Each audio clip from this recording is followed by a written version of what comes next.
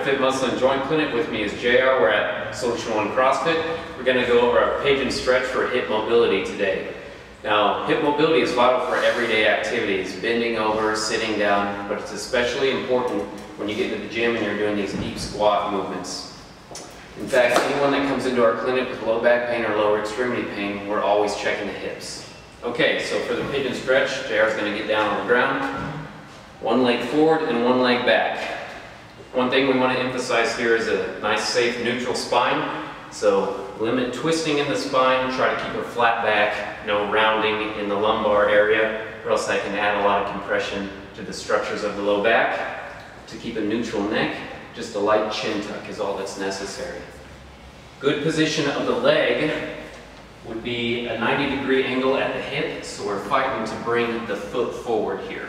It's going to be difficult for some of us, but that would be ideal. Okay, so to sink deeper into the stretch, I'm going to have JR just bring his sternum right over his mid-shin there, trying to keep that neutral spine good. Once at the end range, you can take a nice deep belly breath, let it out, and sink a little bit deeper, taking your time. Don't push too hard. If you're having pain during this stretch, I recommend you stop and get checked out by a qualified practitioner. Very nice.